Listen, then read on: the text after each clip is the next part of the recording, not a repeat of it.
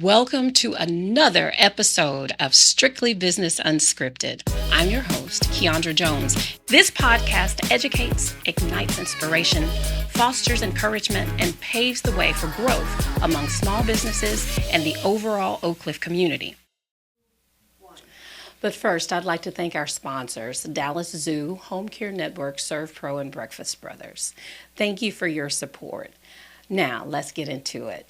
Today on Strictly Business Unscripted, we're joined by my friend Taylor Toynes. Taylor is the co-founder and executive director of For Oak Cliff, a community-based organization he started alongside his students during his first year as a teacher. Witnessing the inequities his students faced and realizing that little had changed since his own childhood, Taylor was moved to take immediate action. That commitment led to his creation of the first For Oak Cliff Back to School Festival, an effort that brought attention to the needs of our Oak Cliff community and sparked partnerships with organizations like United Way. Taylor lives in Oak Cliff with his beautiful family and remains deeply invested in the community he serves.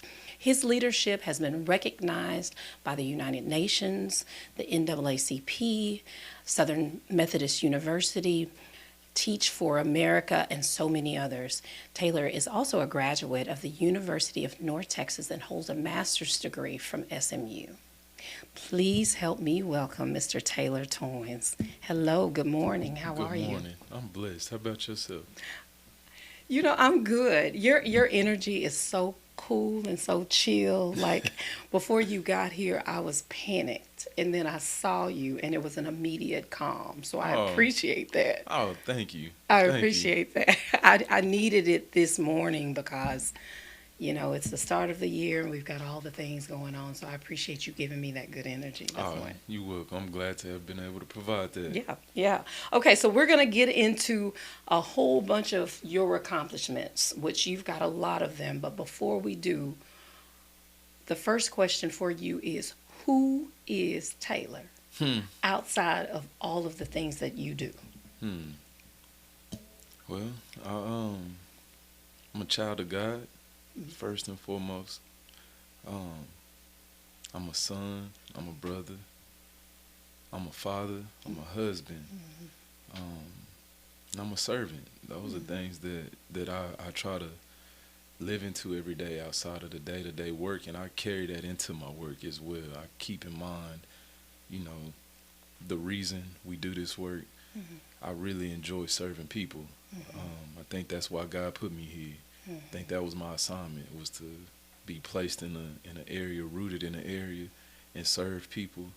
And I'm really grateful for the foundation that the people who came before me set, and the people who raised me, my family. And I'm grateful to have such a close family unit as well, with my children and my wife, who, was my girlfriend forever. And now, we been married now going on 13 years. Wow. Yeah, so it's been a blessing. Yeah, okay. Let's kind of walk down memory lane a little bit. So we've discovered in the pre-conversation that we've known each other over a decade. Right. Because I remember when Wednesday was born. Mm-hmm. So, and she's about to be 10. She will be 10, February 25th. That is crazy. Yeah. Crazy. So I remember meeting you when you were, I think, at Zoom Wall. That's right. I think it's Zoom Wall. I don't remember the occasion, but I think I came to Zoom Wall on chamber business. And later on, we formed a partnership with Brandon Carr. That's right. You remember? So what was going on in your life at Zoom Wall then? Man, that was an eye-opening time for me, and it's really amazing to see how things that happened back then are really informing a lot of the work that I'm doing now. My role back then was I was the community liaison for the school, and I reported to student discipline, but my job essentially was to make sure that kids who were chronically absent and truant were coming to school. I'd be doing home visits. I was in the office with a social worker, a guy named Dustin Steinhorst, and we'd get in his Prius and ride around South Oak Cliff. And, Not the Prius. Yeah, his Prius. Ride around South Oak Cliff and knock on doors and try to get kids to come to school. But while I was at the school, I had left the year before that. I was at Bushman Elementary, and as a fourth grade teacher then. But to go to that middle school, it was different. You know, it's not little kids anymore.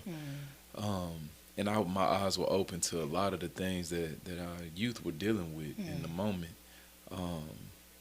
I learned a lot from them.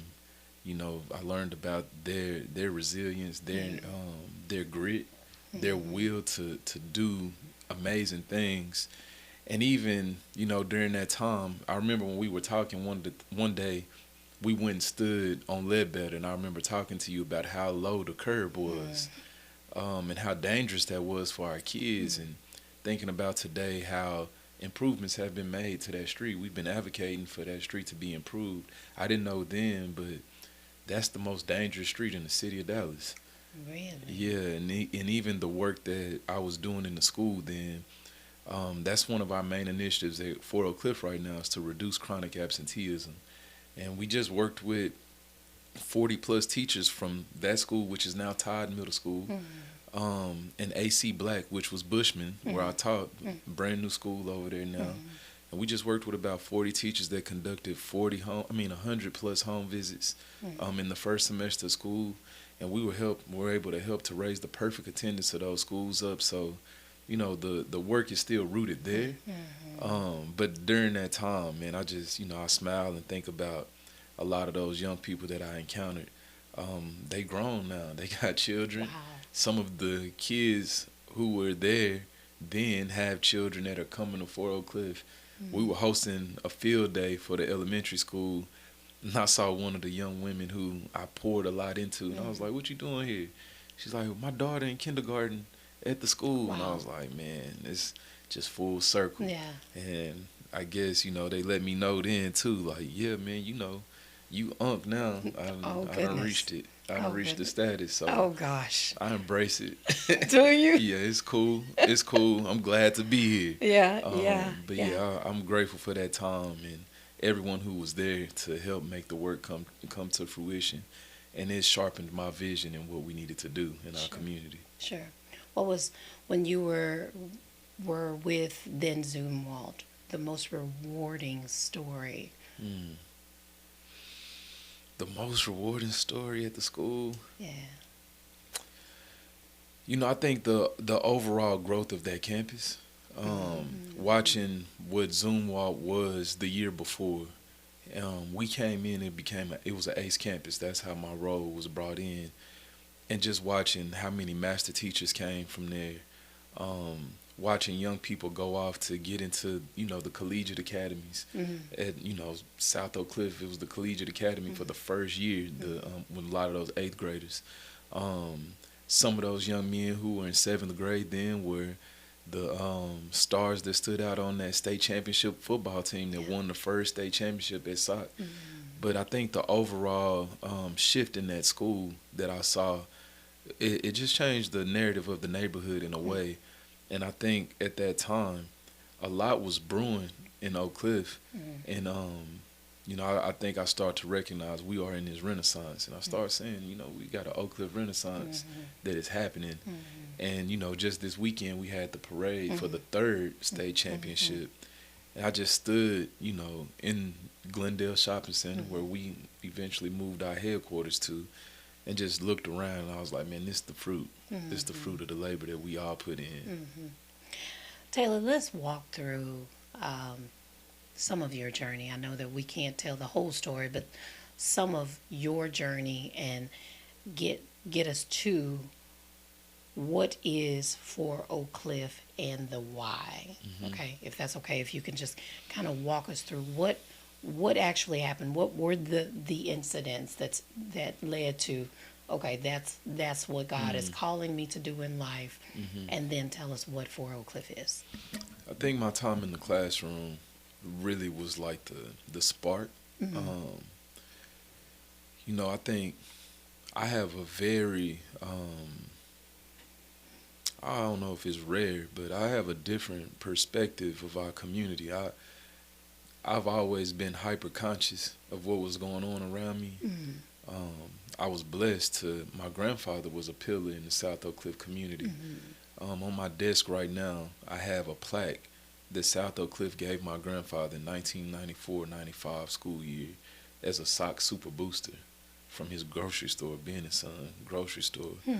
And I was blessed to be aware and conscious of what was going on and watching how he moved and how people treated him. And he always used to tell me, be a leader, not a follower. And that never left me. So I always had that in my mind, like, man, I want to do something for my community. Like, I want to, I don't know what it was, but I knew I wanted to do something. And when I got the opportunity to teach at Bushman and listen to my students tell me their stories and then get to see, inside of their lives on the day-to-day, and then being able to see their viewpoint of what was happening with them and asking them real deep questions. What do you all want to see change? And they start telling me the things that broke my heart. Like, they were tired of seeing prostitution. They were tired of seeing, people who were sick with drug addiction and murder and all the crime. And I asked them, what are we going to do? And once asking that question, it made them even sit up and be like, oh, we can do something? Like, we actually have something that we can do? Yeah. And they were like, all right, what is it? So we started the Back to School Festival, really because I was trying to get school supplies for my next class. I was tired of buying paper and all that. But I didn't know what that festival would grow to. And I think by having those young people inform a lot of the things that I was seeing, it rooted me even more. It made me say, like, all right, I have to at least commit to them. And even as I'm talking, I'm just thinking about it. I need to call one of my former students, Christian Moore. He's in the military now. I think Christian is in Europe somewhere. Him, Devin, it's a bunch of those young people that I still stay in contact with, but they help to continue to build the organization out to what it is. And you just don't know what all God has in store for you, but you just got to be righteous and follow the footsteps. That's good stuff. So you went to Zoom. How long were you there? 1 year. I was at Really? I was at Bushman 1 year. Then I went to Zoom Walk 1 year.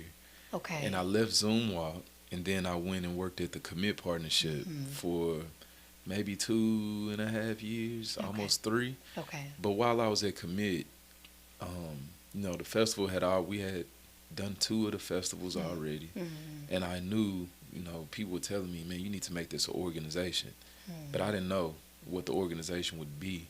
But at the same time, I was also in grad school at SMU. And one of my professors, she mentioned to me, she was like, man, you need to, if you feel like you want to do community work and you want to build an organization for your community, you need to look up Jeffrey Canada.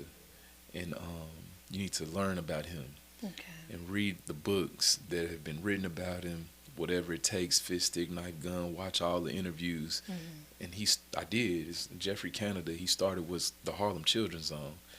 And when I read about him, I knew, I was like, okay, this is it. This is what I want to do. I want to model an organization here in Dallas after the Harlem Children's Zone. Ironically, while I was reading this is while I'm still at Zoom Wall too. Commit was having their annual scorecard event, and the keynote speaker was Jeffrey Canada. Wow. So I go, and I'm sitting next to a mentor of mine, and she mentioned to me, she was like, hey, Commit got this role, you should apply for it. And it was a community impact associate. And I was like, man, my 4th grader is going to be at Zoom Wall next year. I'm staying there. Like, I don't. She was like, nah, you need to apply. One of them stern, like, you need to do it. So I did, not knowing at the time that was going to help me to understand what a nonprofit was. It was almost like being in school again while I was at Commit. Commit had gotten a grant from the Kellogg Foundation to start building out some work in South Oak Cliff and other communities. And I took advantage of that and was able to utilize the data that was there, learn from the Harlem Children's Zone model that you got to go with a block by block approach. And that's how we centered into like, all right, what is the exact area that we can be proximal to make impact? What are the metrics that we want to change? And I started looking at all the things, and I was like, all right, it's a lot. It's a lot to be done. Meanwhile, we have this 1,000+ person event happening every summer. So I was just able to take some time, and I think that was a blessing to be able to go and be employed to learn how to build out this structure. And then in 2020, Fort Oak Cliff became an independent entity with our own board, our own building with a storefront in Glendale, and we were rocking and rolling from there and utilizing that model of the Harlem Children's Zone, which I'm also grateful to say that now we have an official relationship with the Harlem Children's Zone. Really? Yeah. Oh, that's great. You got to, been able to actually build a relationship with Mr. Canada. Yesterday was his birthday, and was tell him happy birthday yesterday. And he's been able to pour into us and really support us. And if people don't know who Jeffrey Canada is, you should definitely check him out. I think he's, when you think of historically people who've done things for our community, he's a titan in that world.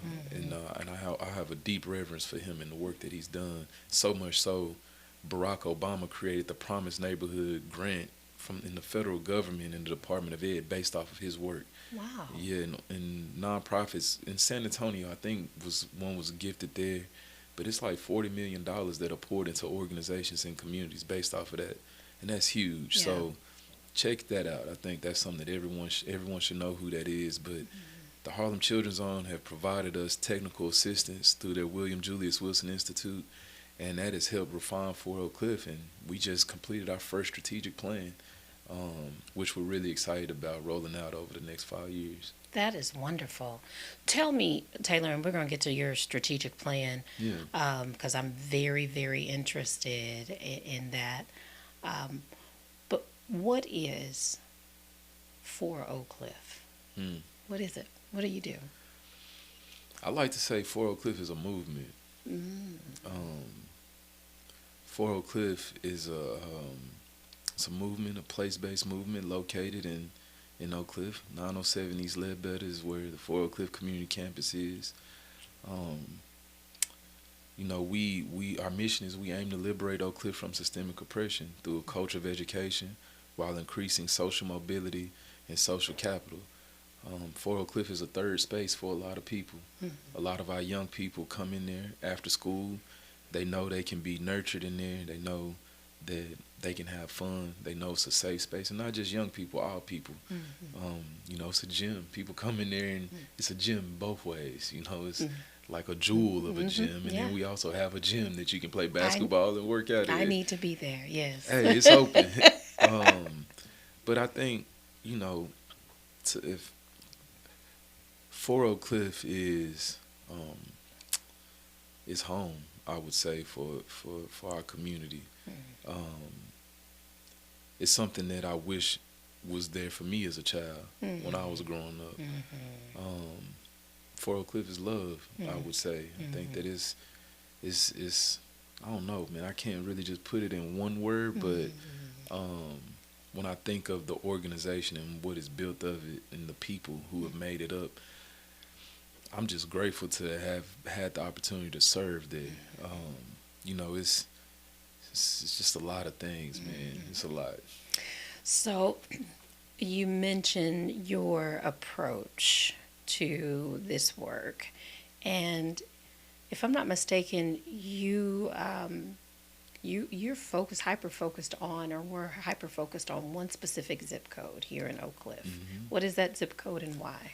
75216 zip code. We like to call it the super block. And I want to say this too. I think that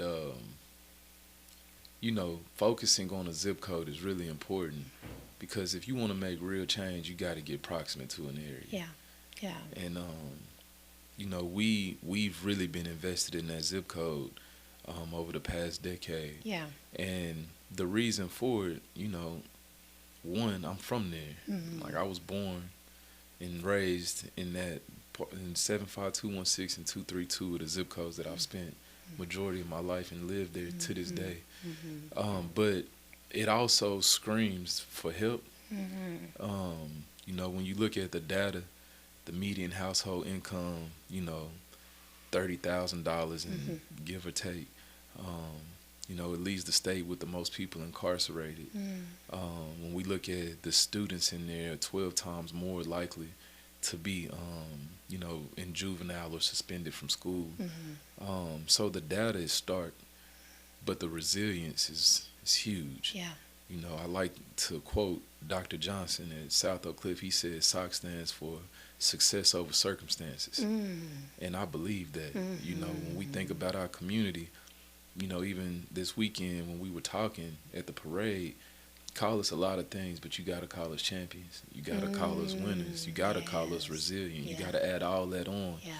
But it's in need. And when I was in the classroom and we started the Back to School Festival, the way that I even got to knowing like an org needs to be here is I was looking for help in the area, and we have no shortage of churches which are always supportive.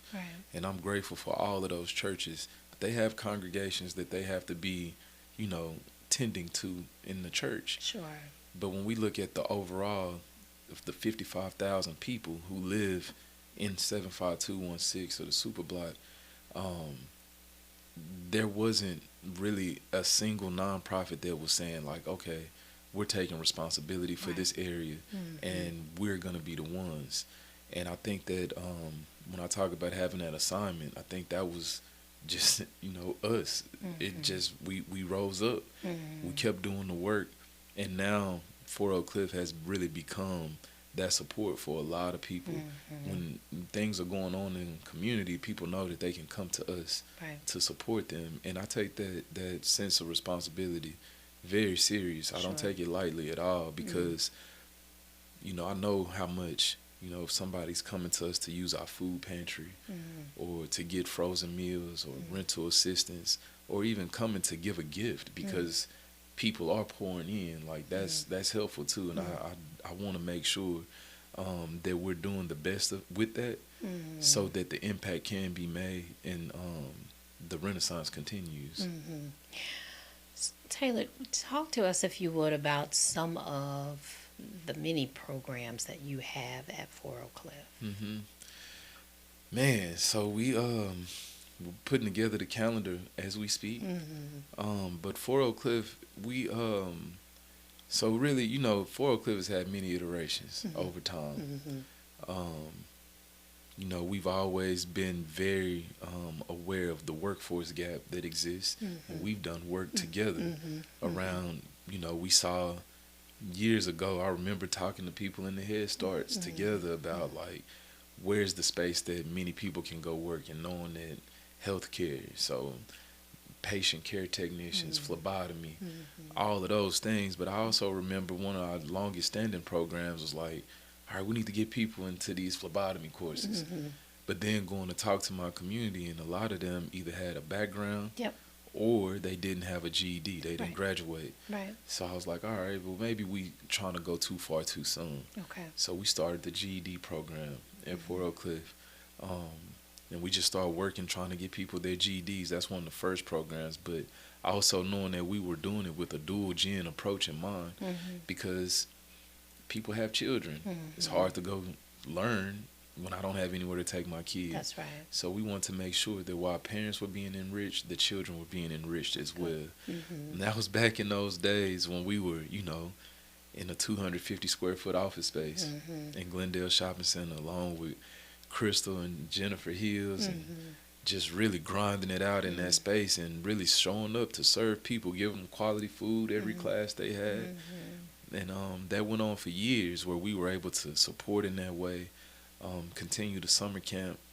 And then the pandemic hit and everything shifted. At that time when the pandemic happened, we had roughly 60 people in our GED class. And then we took that class virtual and it grew even more.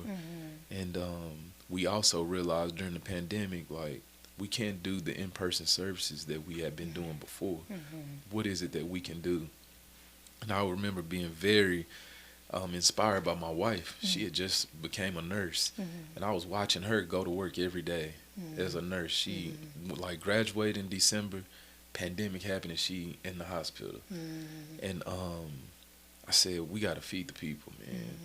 So we started doing our food distribution, giving out 30,000 pounds of food every Wednesday throughout the pandemic. Wow.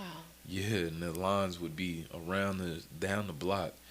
And from there, the YMCA closed.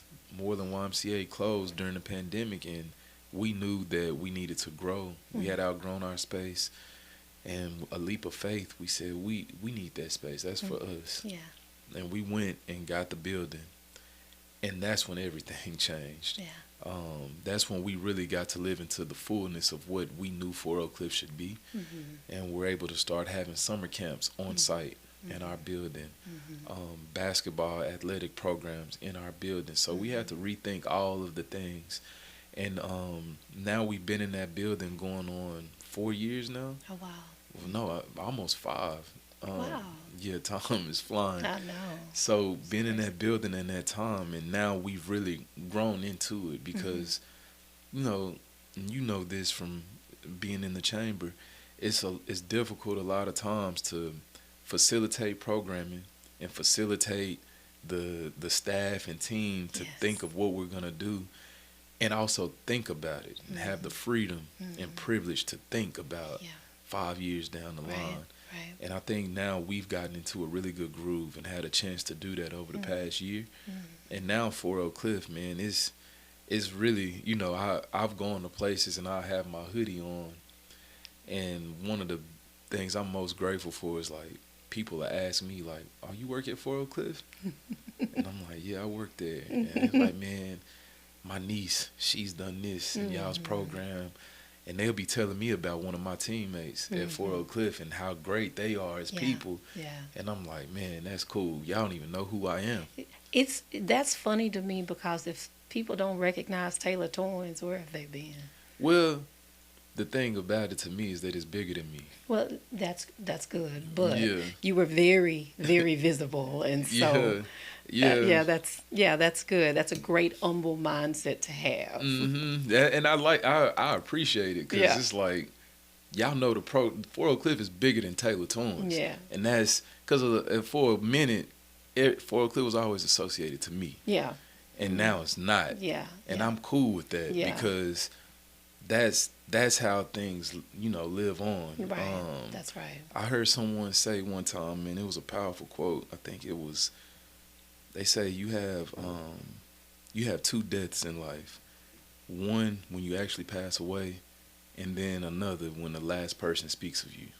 And I was like, man, wow, that's deep. So for me, it's like, if Fort Oak Cliff can outlive and outgrow who I am, man, that's that's powerful. That's God's work. Yeah. So it's bigger than me, and as long as the spirit of this organization can live on, I'm content with everything. I love that.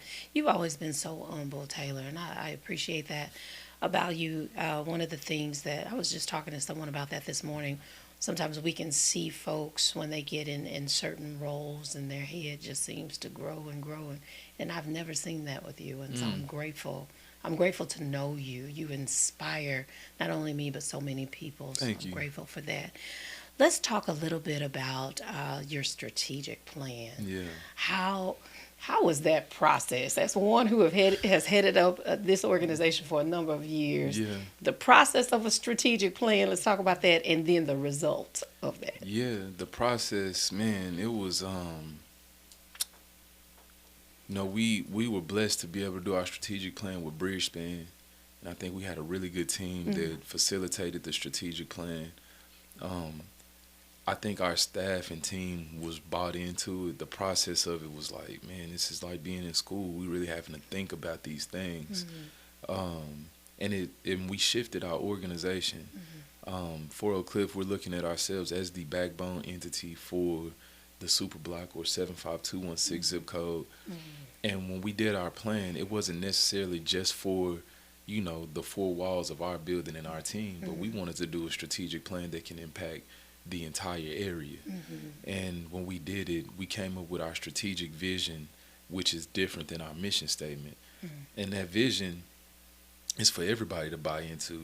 We are saying that we're going to disrupt the cradle to prison pipeline and become a beacon of hope, and putting all of our people on a trajectory to success and improving the quality of life of our community as a whole. And it's a few ways in which we're doing that. One is, first and foremost, we want to create what we're calling a children's cabinet. As a backbone entity, we know Fort Oak Cliff can't do all these things alone. So it's going to take collaboration. And the children's cabinet concept is we bring on everyone, like the Oak Cliff Chamber. We got to talk about this I would in love depth. to. We want to bring together like a Methodist hospital, like all of the people who can impact lives in our community that people would need to go to, the chief of police, our city council member, our school board trustee, so we can all say, all right, what are the 2 to 3 things that we all can stack hands on and really go deep and make a change. And one of those things for us right now is the reduction of chronic absenteeism in our schools. But that was another thing that was raised during our strategic plan, is like, over this past decade, yes, Fort Oak Cliff has a phenomenal story. Yes, there has been some great things that have happened. But what is the big impact that can be made in our community? Where is it that Fort Oak Cliff can really, pour in and see some change? And through that, we used to have our 4 pillars of work, which were education, advocacy, community building, and the arts. We've now shifted into those pillars being, one is a cradle to career. Like, we want to have a cradle to career education pillar of work where our post-secondary work falls. We have attendance and our enrollment programming is in there as well. Then we also have whole family supports where we're looking at kinder readiness, pre-K enrollment as well, and then just support around families as a whole. And also some of the criminal justice work that we're doing is falling in that whole family supports as well. And then thriving communities, all those things we would hope would bring in a thriving community. And in that, where we would continue, our Back to School Festival, our Juneteenth work, and then also the facility itself we see as one of many other entities that are in the super block that can create a thriving community. And we also created, last year we had our first, it was called the Power of Proximity Summit. And at that summit, what we want to do is bring together, place-based organizations, people who are in the space of movement, to really come in and learn from one another, be inspired and be encouraged to go out and do the work necessary. Because we don't have a lot of spaces where the frontliners and people who are doing the work can actually come together, be seen and heard from each other, and come away with a strategy.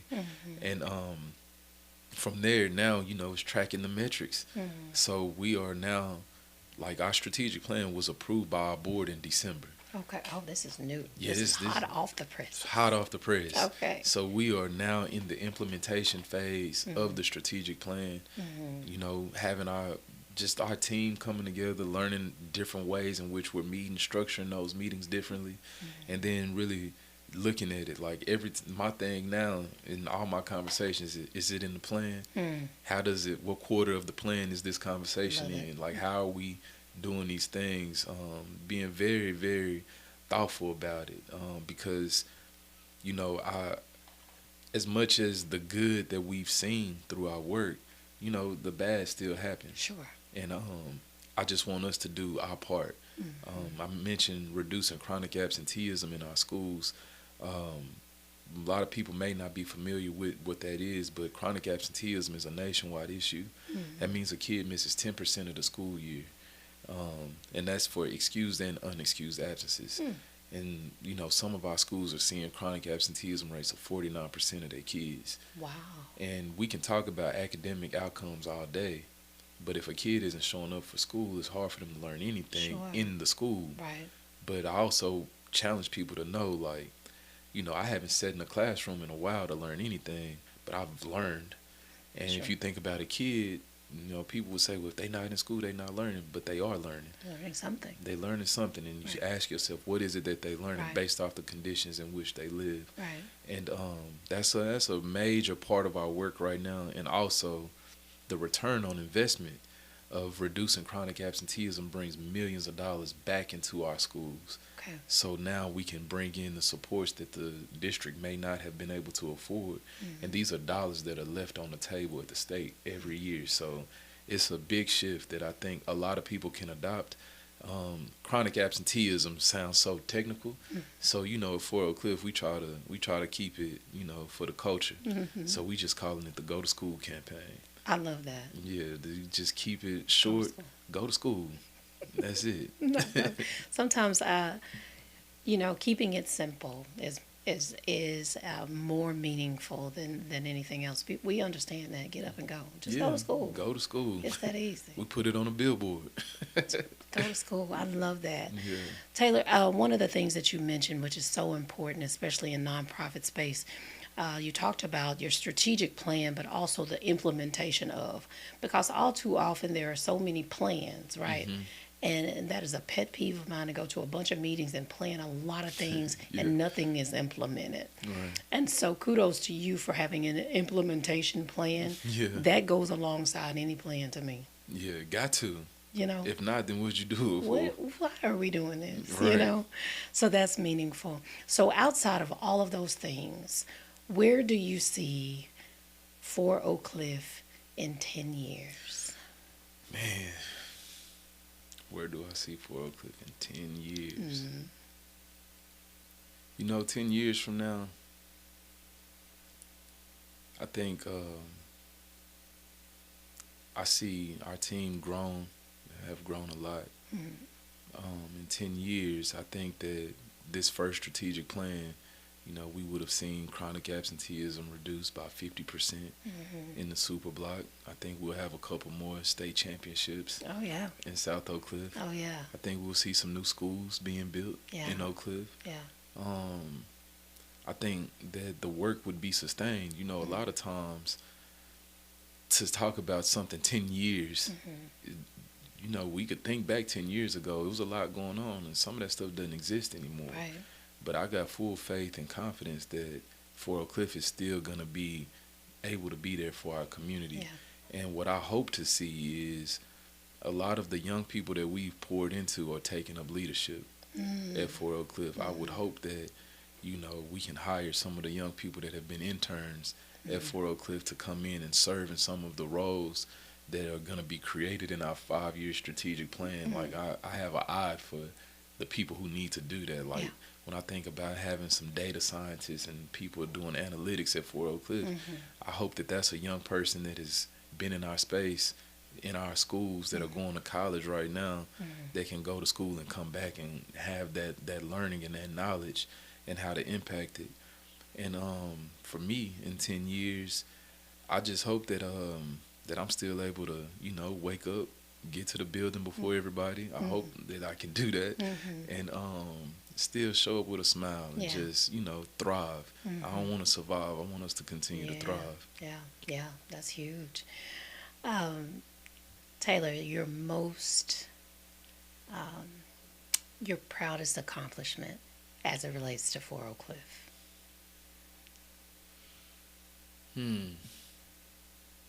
Proudest accomplishment? Man, doing this work with my friends. Like, I like the people at Fort Oak Cliff, like you said, for people, a lot of people know me, but man, it's some brilliant people in that building, man. Like, I just want to uplift the team at Fort Oak Cliff. I'm proud that we got some talent in that building. I don't think, I'm no schmuck in it myself, but I think that the team at Fort Oak Cliff is like, it's amazing, and I'm just grateful, and I'm really proud to see everyone growing into their full potential and beyond. And I'm proud that we were able to assemble, a group of people that are truly dedicated to the community. and truly serving every day with a real heart for the people. Because, I could go across a lot of the different accolades, but I think about the people that are there. None of it happens without that. Yeah, yeah. And so in the event someone has been hiding under a rock, where is 4 Oak Cliff located, and how can they get plugged in? We on 907 East Ledbetter, right there in the middle of the super block. Okay. You can get plugged in. You can pull up on us. We're there Monday through Saturday. Or you can follow us on socials. 4 Oak Cliff on Instagram, the number 4. 4 Oak Cliff on Facebook. People be on LinkedIn now, so we got a LinkedIn page, all of that, and the website, 4oakcliff.org. And yeah, just come by and see what we got going on, and tell a friend, tell a friend. Okay. And so for some young person that is watching and looking at you and wanting to be just like you, what advice do you have for that person?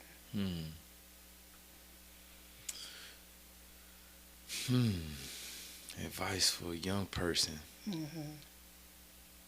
To your question, I'd first tell them, be better than me. You can use me to be better than me. I'm here for you, so use me as a resource. But always, man, I can't stress it enough. Keep God first, because if you do that, it makes it that much easier to believe in yourself, because you know where you're getting your true power from. And for me, man, I don't care what it is. I'm gonna bet on myself. I don't care who it is. I'm going for me. I think I can do it. Yeah. And I think that self-confidence is so important. Yeah. So yeah, just believe in yourself, man. I just keep it as simple as that. And utilize the people who are around you to help support you. But in those moments when things seem like, because it's gonna happen, when you're confused, when you don't know, yes, you can believe in yourself, but also to help believe in you, make a plan for yourself. Know a goal and have that vision set, because without that, when doubt creeps in, which it will, without a plan, it can consume you. But when that doubt comes in, or a road bump comes up, but you got a plan, it's like, all right, I knew this was going to happen. Let me stick to the script. Let me stay to this plan that I had in place. And, man, at the end of the day, you're going to see that light. Keep going towards it. Keep working. Stay humble. And, yeah, believe in yourself. I love that. Well, we have all heard from the humble and talented friend of all of ours, friend to the community, Taylor Toynes with 4 Oak Cliff. Thank you so much for being here. Thank you. We need to do this again. I'm down. Okay. And I'm looking forward to future collaborations. Indeed. So. You're not playing. You don't know it, but... Oh, you know what? Just sign me up. I got you. Sign me up. But thank you again for being here. We've all learned so much, and we love everything that 4 Oak Cliff is doing for our community, Oak Cliff. Thank you. Until next time, enjoy your day and make it a good one. I'm your host, Keandra Jones. And again, thank you for watching another episode of Strictly Business Unscripted. We'll see you next time.